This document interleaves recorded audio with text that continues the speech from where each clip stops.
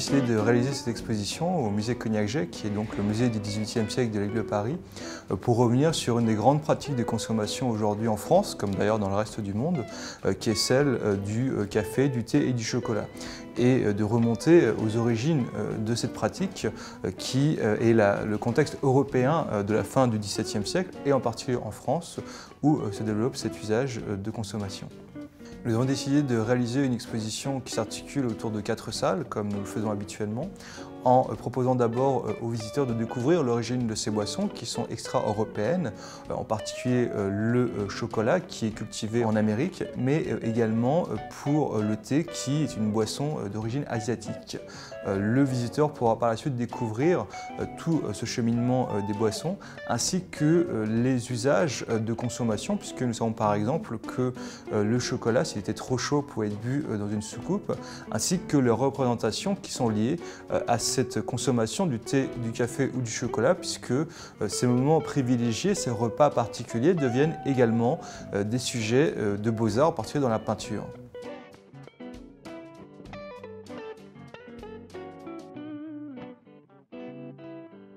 Nous avons également souhaité conclure l'exposition avec toute une variété de contenants, c'est-à-dire d'ustensiles de vaisselle qui servent à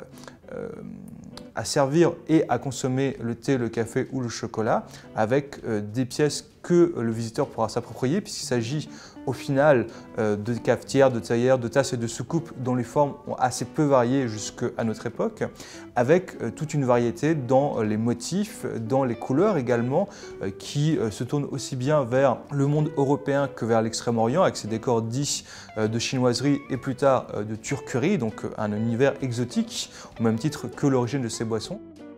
Nous avons voulu également mettre l'accent sur le côté olfactif, donc sur les odeurs de ces différentes boissons, sachant qu'effectivement elles diffèrent de nos usages actuels, puisqu'en particulier pour le chocolat, nous savons que peut être ajouté tout un ensemble d'épices, tels que des clous de girofle, etc. Et donc le visiteur, à travers des colonnes olfactives qui sont disposées à travers le parcours de l'exposition, pourra prêter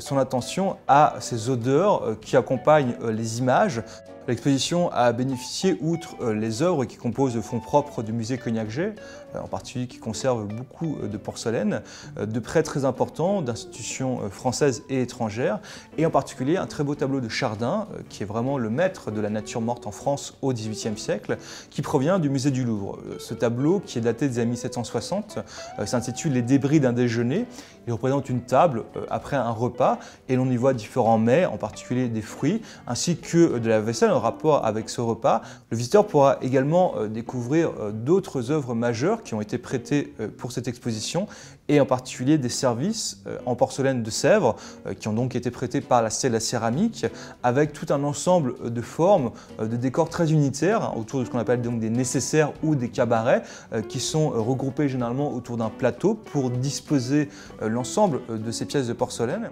Nous avons la tâche comme musée public d'accueillir tous les publics, quel que soit leur handicap, et nous avons disposé donc dans l'exposition tout un ensemble de fiches en braille qui permettent de découvrir les textes également à disposition pour les voyants, ainsi que des fiches avec des rendus en relief de certaines œuvres de l'exposition qui permet de découvrir par le toucher les formes des compositions qu'on peut voir, en particulier des peintures et des dessins dans l'exposition.